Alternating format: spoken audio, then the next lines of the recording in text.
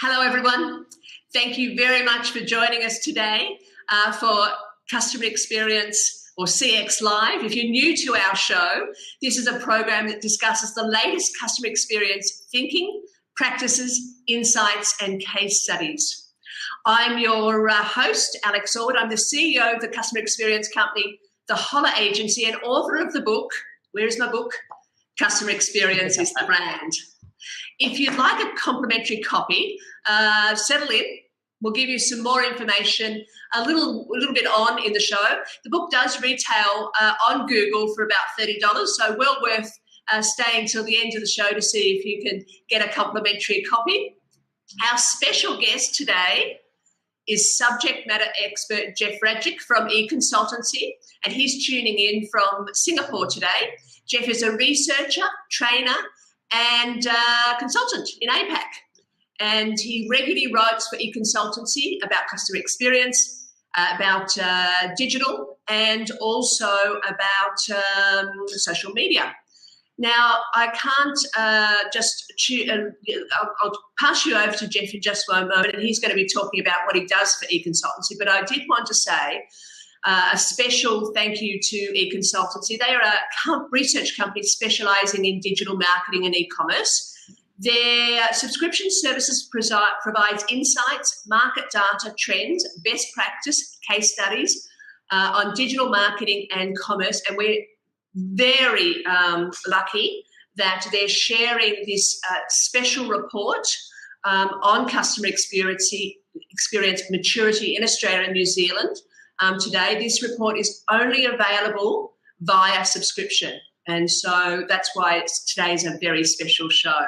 Great. Over to you, Jeff. I would just like to hear from you, kick off the show, what you do in Econsultancy. Sure, great. Okay, yeah, thanks. I think you said it all, really. We do research, we do training, we do consultancy for large brands throughout the world. So we're largely based in London. We have a New York office, and then we also have a presence here in APAC. I do actually the researching and the training and the consulting for them, but I'm based out of Singapore. And then, we also do a lot of blogging. And so I cover a lot of the events that we run, and I'll write up the blogs about it. I will also do some of the research myself, where we will survey marketers in the region, and I'll be able to provide sort of the write-up on that. We do public training on hot topics in digital marketing. And then I have to say that we do two events. Big events every year, which are called Digital Cream. One is in Singapore and one is in Sydney. So we are definitely APAC. We are in Asia and Pacific for sure. And Jeff, when are those live events? When are they coming? Yes, so it would be in November of this year. Yeah, and you can find more information about them at the econsultancy.com site. Good. You can also there search on me, and you can read my a lot of recent blog posts about customer experience. It's been really the hottest topic this year. We've been conducting all sorts of roundtable discussions in Shanghai, Mumbai, Bangkok, Jakarta, Melbourne, Sydney, everywhere. And everyone wants to talk about customer experience. Yes. So I've done a lot of write-up on these events over this past year. Yes, fantastic. And the report that we're going to talk about today talks about Australian and New Zealand companies and their focus on customer experience. And some of the areas that it's covered is how well we understand the customer journey, how budget is allocated to customer experience, what the return of investment is and how it's measured, and the future of customer experience in Australia and New Zealand. So tell us a little bit about the report's methodology. Sure. Okay, so what we do in order to do our research is we survey both client-side marketers and agency marketers in a particular region about a particular topic. Then we take those survey results and write up research reports, which we then distribute to our subscribers. So that's sort of what we do on an overall basis. For this particular report, it's very much in your wheelhouse. It is Australia and New Zealand, and it is customer experience. We surveyed 350 client-side marketers and agency respondents between February and March of this year. We contacted them through Twitter, through email, through LinkedIn. Mm. And so for those of you who are out there, when you see an Econsultancy little notice about taking a survey, go ahead and do it. It just takes a few minutes, and it's really valuable stuff. And whoever takes the survey gets a free copy of the report. So it's a great little deal. This report specifically, 350 people. We had 58% client side, 42% agency. 3/4 of it was Australians, and the remainder were from New Zealand. We had about 1/3 that were B2C marketers, 1/3 that were B2B marketers, and 1/3 who were both, so they do everything. Yes. It was across all industries and all sectors, although unsurprisingly for Australia, the financial services sector was maybe a little bit heavier weighted. Mm-hmm. And this one in particular had a slight bias towards smaller companies, but more than half had more than 15 million in annual revenue. So we're not talking tiny companies. Yes. But we're talking, so a good broad range, but probably half is so what you consider the small SMEs, and large corporations with the other half. Yes, yes. And how was customer experience defined in the report? Because, we read a lot about customer experience. A lot of different writers define customer experience differently. So how is it defined in the report? Yeah, so I think probably the main thing to say about Econsultancy's view on this is that we talk about digital mostly, right? That's our background. We've been around since 1999, supporting the digital community, and so what we were looking for were companies who said that they had their technology and their strategy aligned. And so the starting point of the survey was to first of all say, okay, are you in this advanced category where your strategy and technology are aligned to improving customer experience, or are you not quite there yet, not advanced or immature, where you basically aren't aligned? And what we found when people asked people to self-select at the very beginning was that 1/3 said they were aligned and they were advanced with regards to customer experience, and 2/3 said they were still, sort of trying to align their technology and what they perceive to be Yes. CX strategy. Yes, yeah, because that's interesting about alignment. Was there any questions around alignment culturally, internally? Yes, so there was some aspect where we did ask them about who was in charge. Is sort of what you mean, like who's actually going to be in charge of it? Yes. And what we found was that companies who were advanced in customer experience tended to either say that the whole organization was in charge, or that they had a dedicated customer experience team. Yes. People who were immature said that pretty much that it was sort of a mixture. They weren't. In fact, they said they ticked a mixture. Yes. But I kind of know what that means, or I'm presuming that means they don't know, right? And I think a lot of people don't know specifically who's in charge of customer experience. Yes. Now, interestingly, though, there was a certain amount of respondents, and I'm trying to find the figure here. I think it's like 13%. Whether they were advanced or not advanced, there were a good proportion of them who said no one is in charge. Yes. And they're not even, there's no particular person who is in charge. And so culturally, the advanced companies tended to have the dedicated team, or they seem to have some sort of initiative going on through the whole company. Yeah. So do you think, and from your research, do you think marketers understand customer experience? Now, this is quite interesting, because if you'd asked me a year ago, I would have said no. We hold these roundtable discussions, and so I get to meet a lot of brand marketers from all over the region who have all sorts of different businesses and different experiences and whatever. And I recall that customer experience at maybe a year ago, most people thought it was an extension of user experience, right? They didn't really. They sort of went, I don't know, that maybe that's something the web guy does or something, yes. Right? However, now I think it's become a very hot topic this year. I think there's just been a lot of momentum behind it. Yes. And I think that what this comes from is I'm seeing that there's some frustration in the market from marketers about being able to understand what drives a customer to sort of to consider, to buy, and then become loyal to the products and services. And I think, in the past, marketers have fallen back on advertising as the way to drive everything. And now, now with digital marketing especially, we have a lot of data that shows us what's happening with our advertising dollars. and it's not illuminating everything. Right? Yes. We can find some things out about our customers. We know some things about our customer journey, but there's a lot of missing pieces.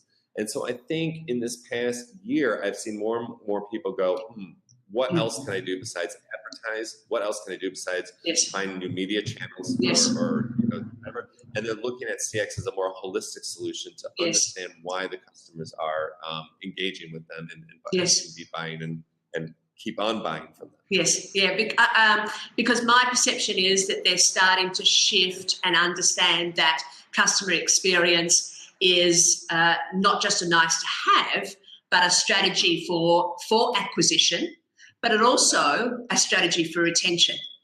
Because if you can satisfy that customer's needs and you can create a great experience, then that customer is going to want to keep on experiencing from the brand. And also there's the opportunity to shift them into loyalty, where they'll start advocating the brand to their peers and friends. Is that some of the things that you're seeing in the report? Completely. And it's like we can measure conversions very well. We know when we put an ad up on Facebook or Google or whatever, we can go, okay, how many people clicked on this? How many people bought the product? Yes. But we're finding out that that's a very small proportion of customers, and customers find and engage with the brand in such a much wider variety of ways. And I think the promise of customer experience, and certainly what people are experimenting with it, is to try and understand that, let's say, 80% of those interactions that aren't specifically measurable through digital channels. And so, for example, we hear about people who are going, well, we're just going to improve our call center, and we're not going to necessarily measure, how many purchases that gets, because it's not necessarily correlated, but we can measure other things, and we can see how we're improving the brand in other ways by improving that one touch point. So again, last year, maybe not, maybe people wouldn't really know what that is. This year, yes, I think marketers do understand customer experience. And they're eager to learn more. Yes, because the interesting thing now that we can do is we can use a voice of the customer program or platform to measure satisfaction in the customer service area. Because we know that if one of those areas falls down in the total experience, then that negative interaction is going to impact on whether that customer is satisfied and whether that customer will post or report or talk about their negative experience or not. So what they have at their fingertips is a lot more measurement tools now, which is fantastic. And I think marketers will become more aware of these, and we'll see more interest. Definitely. Yes. Controversially, the agencies or their marketing agencies, brand agencies, and communications agencies didn't perceive that marketers had that greater grasp on customer experience. Did I read the report correctly? Yes. Okay. So typically what happens in these instances is when because we are surveying a single person, right? They aren't speaking broadly about their industry. So client side will be speaking about their client. Client side was speaking about the brand that they work for. Agencies will be speaking about their clients, right? We're not asking agency people to review, what do you think about things in general? They can only speak about the people they work with. Yes. And we always find a huge disparity between how clients and marketers view themselves and how agency marketers view the clients. And there's no way of reconciling it. I don't know whether agency people are more honest or whether the people who use agencies are more likely to need their help in defining their strategy. Yes. And so the agency person is, of course, going to say, yes, they're not quite up to the strategic, or their tactical means aren't so great, because that's why they're using an agency. Yeah. It's almost self-selecting that agency clients because they're using an agency will not be as strategic, will not have as well developed tactics. Yes. So I don't dispute that an agency person will say, yes, our customers don't really have a well-defined CX strategy. Yes. But I take that with a grain of salt and trying to define it over the entire industry. Yes. Because the client-side marketers do feel that they're starting to understand this, and the indication in the survey is that, we kind of know what's going on. Yes. Or we know what we have to do. We may not be doing it, but we do understand it. Yes. So very few client-side marketers say that that strategy that necessarily is a problem. Yes. Where the agency marketers say, yes, strategy is a real problem. Right. That may just be because their customers, yes. don't have the yes. And also the agencies are very siloed in their offering to clients. And so they might not necessarily be having broader strategy discussions around customer experience with that particular digital agency or with that particular social or PR agency. Yep. So maybe that's also, affecting the reporting as well. How do we compare in terms of our understanding of customer experience against other countries? I think when I had a look at this question, Australia, we haven't really surveyed a lot of other countries specifically on it, and so I think it's quite interesting that we sort of started with Australia and New Zealand because it seems to me that your countries are actually, they're pretty good. Yes. When I looked at the responses, I was pretty surprised because when I talked to Asia marketers, they're still very focused on just delivering through traditional media or delivering through digital. And so, I don't have the data, but what I do have is I looked it up, one of our other reports, which is we do a quarterly briefing, and this is from this quarter in 2016. And we asked 7,000 marketers globally about their priorities.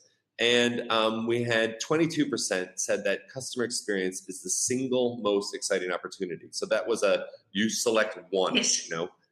It wasn't like, you could select 3 and 22% select customer experience. Yes. We had almost a quarter of our respondents from 7,000 marketers globally, which is quite heavily weighted to Europe and America because that's where obviously most of the brands are headquartered. And so almost a quarter said that's the single most exciting opportunity. And so, I think,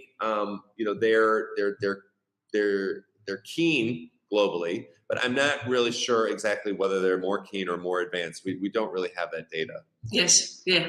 Okay. Interesting. When we look at research from Forrester and Gartner,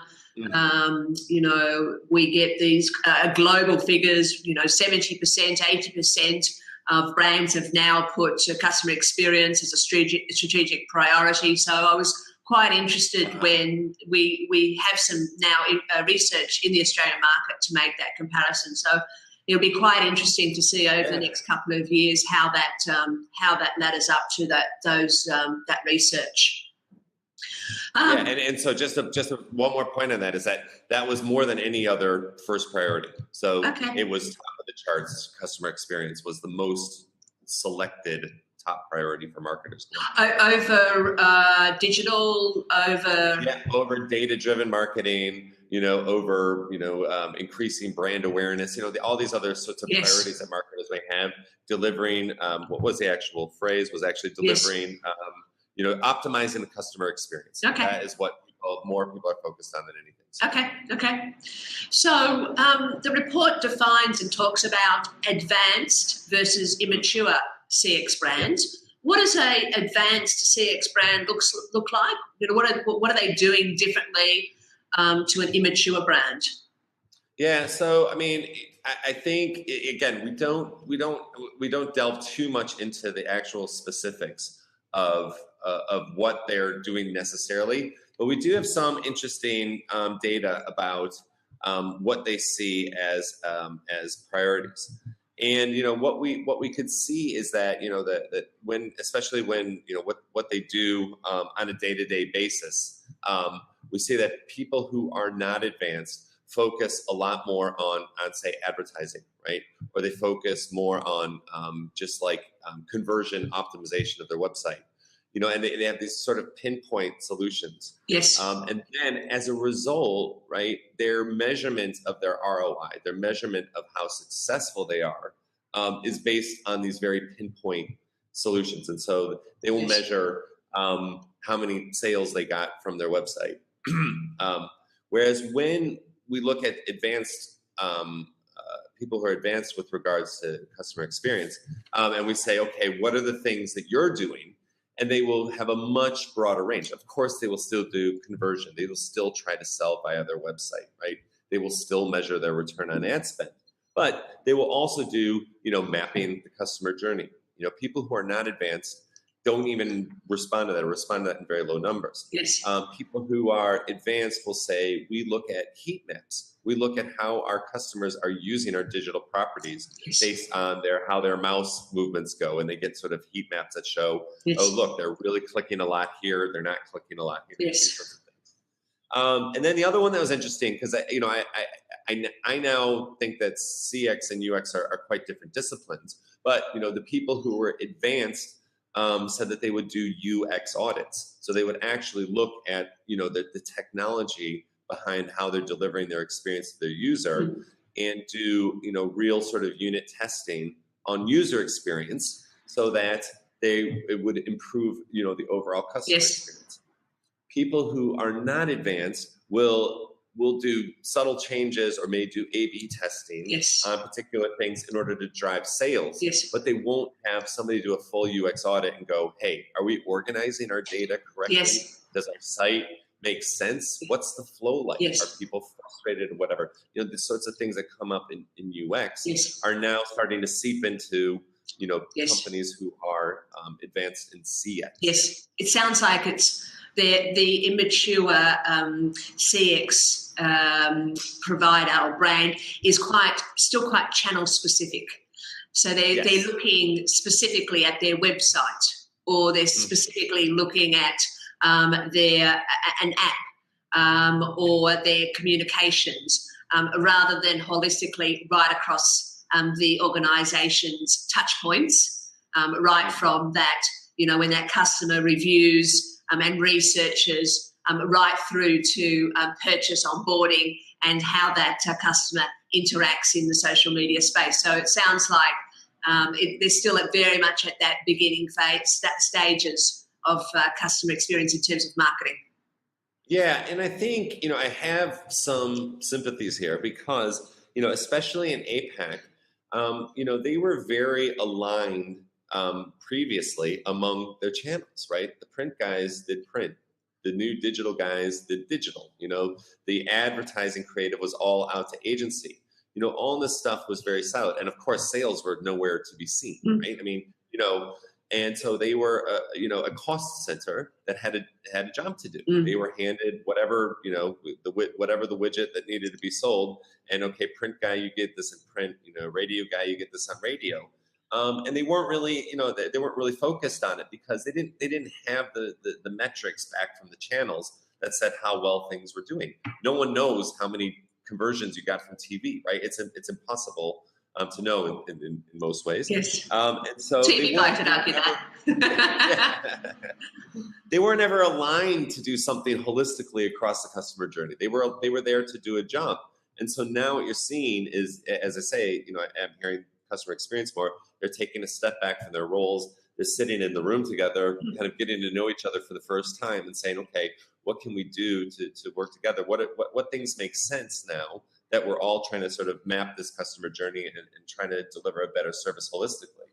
And so, and so these things are changing, but you got to understand, it's not that the companies are, were foolish before. It was just that's how they were structured. That's what they did. This is very new, and will take some time for it to filter into the management, so that the teams get realigned to do this, to do better stuff.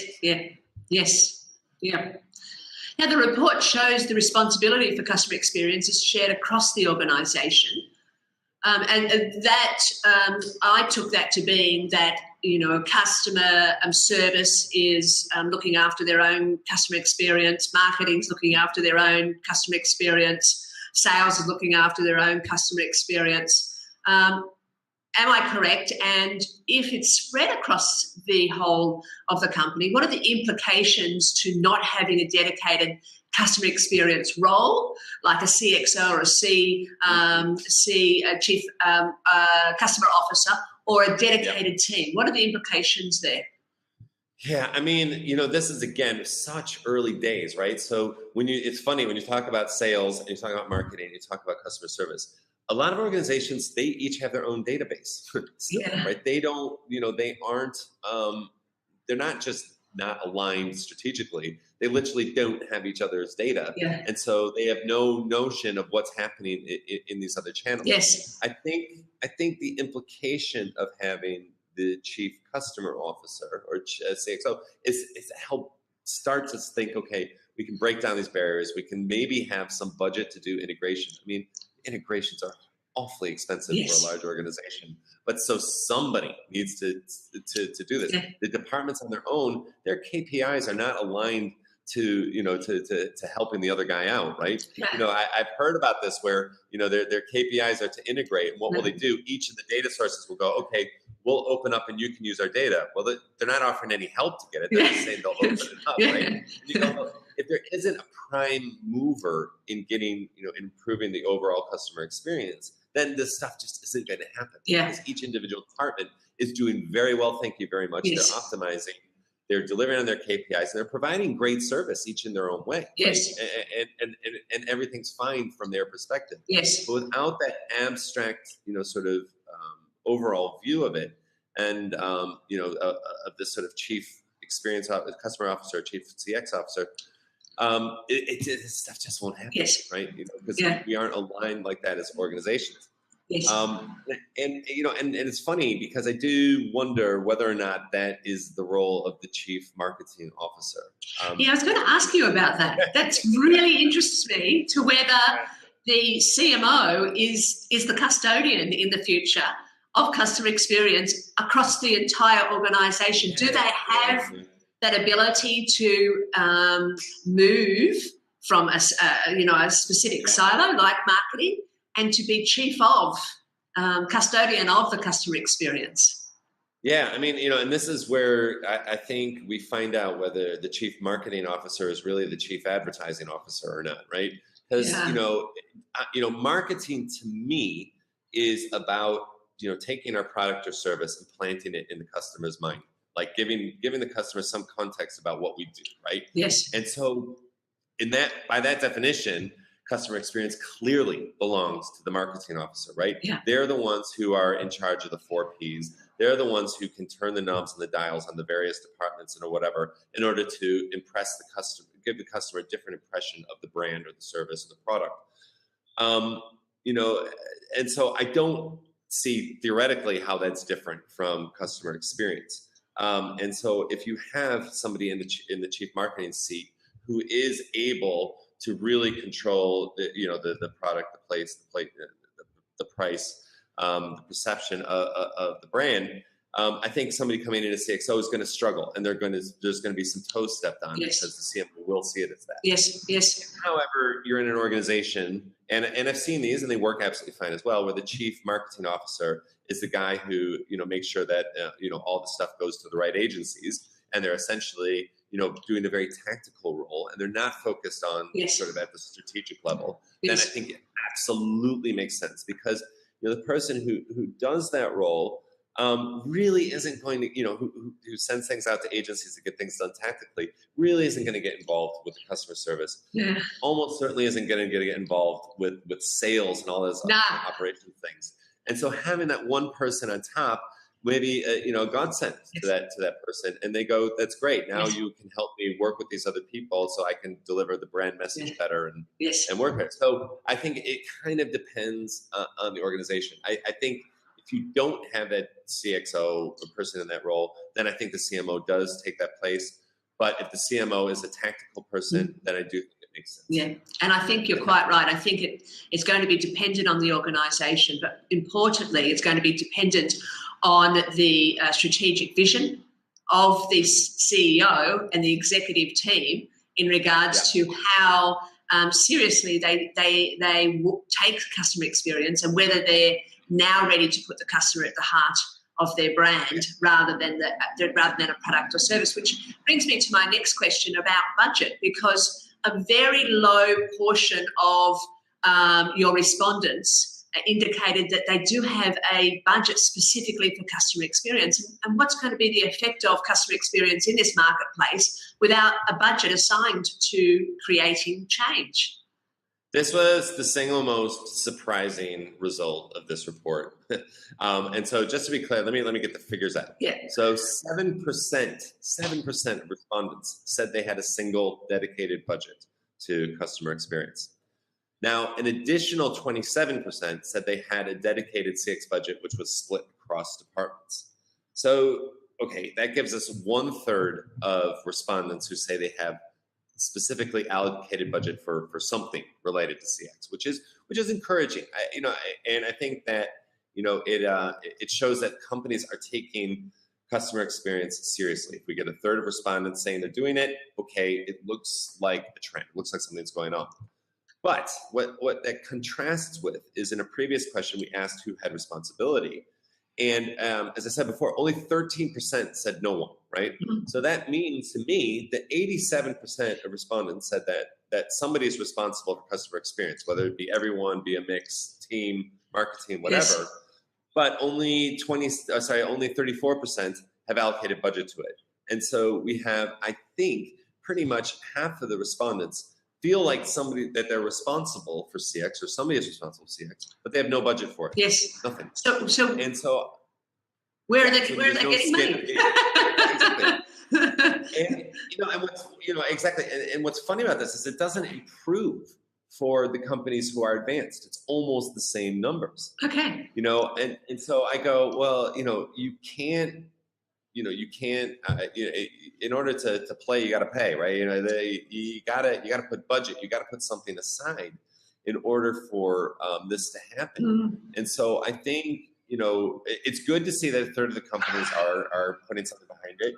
It was very surprising to see that only 7% said, right, we have a dedicated, single dedicated budget for it. But okay, some people, we split it across and we get started that way. But to say that, yes. 87% have assigned responsibility and 34% have paid for it, I just see that as a huge problem. And so it seems that the will yes. is there, but they so far have not allocated the funds to do it. Yes, nice to have, but talking the talk, but not walking it just at the moment. Exactly. And so, I think this is a challenge now for people who are involved in CX and aim to do it more, and is to say, look, okay, we're starting to see a trend here. Here's a great report from Econsultancy that says that, yes. that people are starting to fund CX. What are we going to do, right? Are we going to be part of this sort of 7%, be part of this 1/3 that has money, yes. or are we just going to be the people who go, yeah, we do CX, but we're never going to fund it? Yeah. Because certainly these, as I say, even just talking about the data silos that exist, if there's no CXO or the CMO isn't taking the role of CXO and there's no budget, there's no reason the departments are ever going to get together yes. and try to map the customer journey from the marketing to the purchasing to the ongoing customer yes. service. Yes. If you don't have those things matched up at a data level, like, come on, how serious are you at really yes. trying to provide yes. a consistent experience? Because that was interesting. In the report that whilst marketers are using data to understand their customers, they're not going that next step and looking at customer behaviour with UX in their journey mapping. And that's obviously a reflection of the budget issue, I think. So there's two things here. What are they using to improve their customer interactions if they're not looking at that first-party data? And how do they satisfy their customer needs without understanding needs, expectations, and behaviours across those touchpoints? Yeah, I mean, when we talk to those, when we ask people about what they were doing to improve their customer interactions, we had overwhelmingly said they did look at web analytics, right? So they, we service the digital community. The people who answer the survey are probably going to be more likely to be on this sort of website side of things. Yes. Perhaps. Okay. But we did see 72% said web analytics is how they use in order to improve the touch points. But quite interestingly, 60% or 59% said they use customer surveys. And so this is, marketers who, trying to improve things, they will actually go out and talk to customers, which I think is, I thought was quite encouraging. I was pretty surprised because, I think it's easy for us as marketers to take a step back and go, well, I just have my control panel here of all my, digital widgets, and I push this button and send that ad, and I check the click-through rates and whatever. And then to see that, 60% said, yeah, okay, we actually go and talk to them and ask them how they're doing. Yes. And then the third thing that people do, which was 51% of respondents, is they use the CRM data. Okay. And so I think what we're seeing is they do all the things, that they use all of the data, but I still think it's very silent. Yes. So they'll use the web analytics to see how acquisition is going. Yes. They'll use the customer surveys to see, how their overall experience was maybe a bit, yes. and they'll have CRM data to, to sort of measure the customer service on an ongoing basis. Yes. But I suspect, and certainly the survey data shows us out, is that these three things are not ever integrated into yes. sort of cohesive look, except by your absolute top tier, which I think was 8 or 9% who said what we're able to, so the top people, the most advanced people said they are actually able to make changes to their brand messaging and simultaneously deploy that at each individual yes. touch point. Right? And so I think there's a small amount of people who will use the analytics, the customer surveys, the CRM data, yes.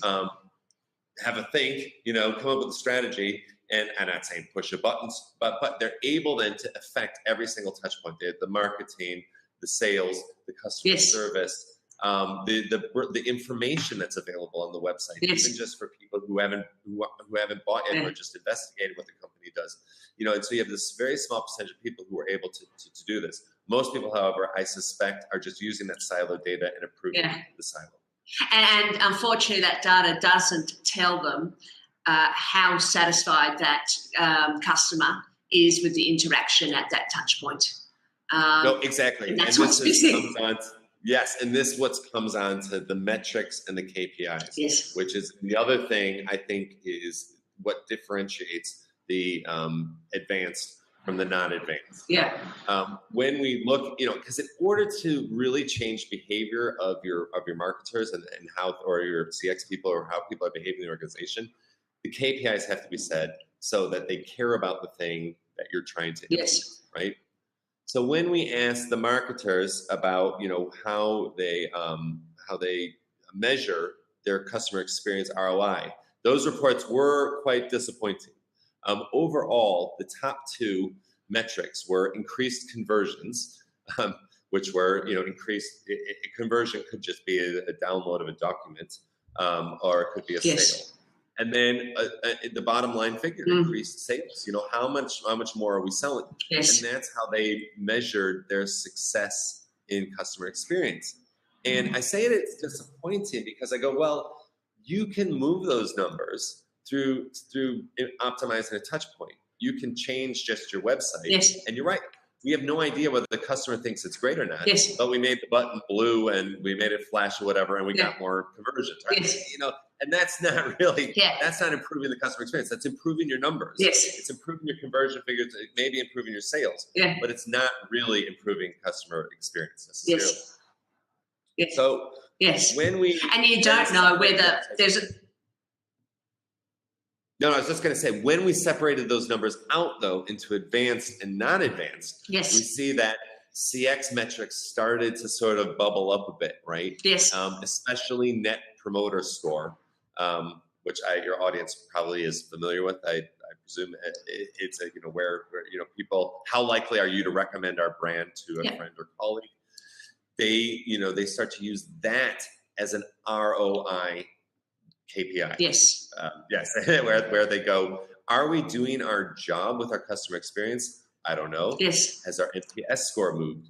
Yes, it has. Yes, we're doing our job. Yes. That is the sort of thinking that needs to come in for an organization to really, truly improve customer experience. Yes. Yes. Not, are we selling more this month? Yes. Yes. Yeah. I think they've got to be coupled.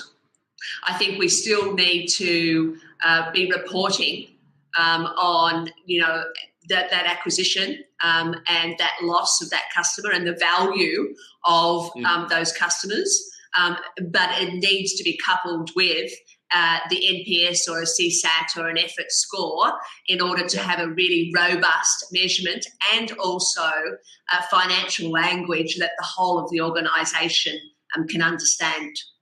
Yes, and I think when we see these figures, I mean, even things like customer lifetime value or retention rate or customer acquisition cost, or things that are very hard numbers, right? I mean, these are not, fuzzy wuzzy numbers, right?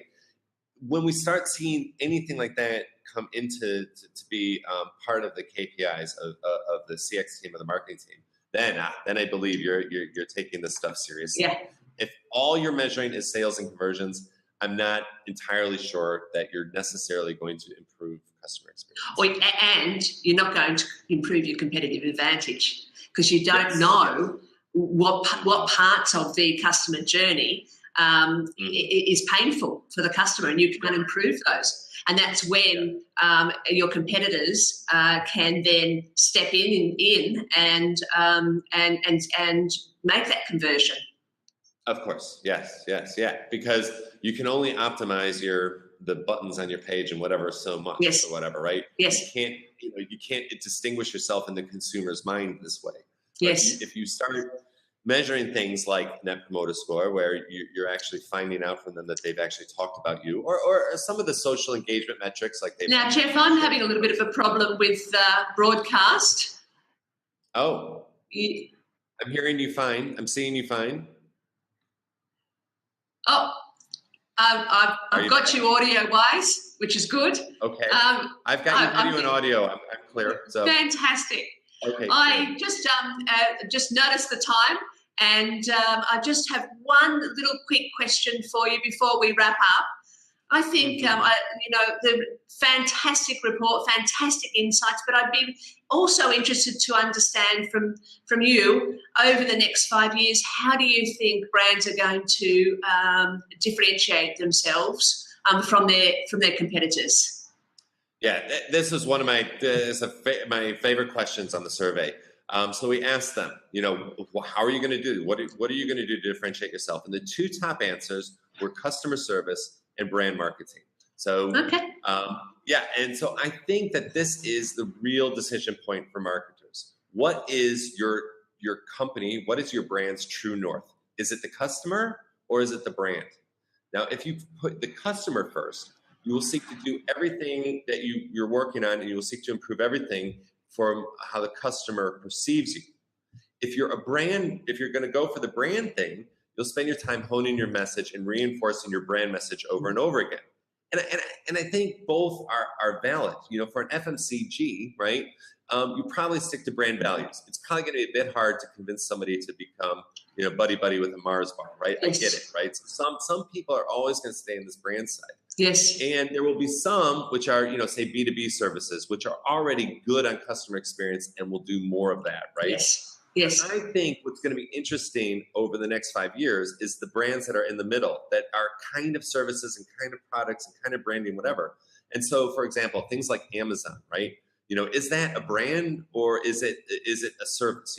Are they going to exist because you get your packages, really fast, or is there's going to be this whole arc of customer experience with them? Yes. What about in Australia? What about Woolworths? What about Cotton On? Yes. Right? I think they are traditionally brands that are there to sell you stuff, right? But surely now we see they're trying to evolve more into a more holistic customer experience. Yes. In the US, we've had Zappos, right, who've already changed online retailing into a totally customer experience. Yes. Yeah, I don't even remember what they sell shoes, but I don't even think that was the most important thing about them. It was all about the customer experience. Yes. And then now we have, and also, for example, Uber is another one. I think obviously you have them there as well, where, they are a taxi company. Sure, they provide cars, but customer experience is at the heart of what they do. Yes. That is why they've been able to deliver this amazing, they've been able to grow so amazingly. One of the reasons anyway, is because it's a consistent customer experience across all of these different markets. Yes. So they have decided the customer is more important than that we're a taxi company. Right? Yes. And so I think in the next 5 years, brands are going to have to decide, are we a customer-based organization or are we going to reiterate the brand message? Yes, yes.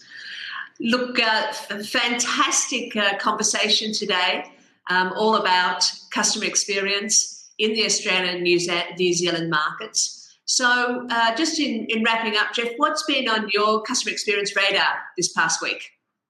Yeah, there's been a couple announcements. One big one was that Facebook is now going to let you use as a metric whether after people saw your ad, did they go to your store, right? And then did they go to the store or did the online store? No, did they go to your physical store? Okay. So because everyone has Facebook on their mobile. Yes. So you're able to advertise to them and then see whether or not your adverts cause them to visit the store, which can then be linked to your point of sales thing, whatever. But I found it very interesting because it's not opt-in. Sorry, it's not. There's no opt-out. Right.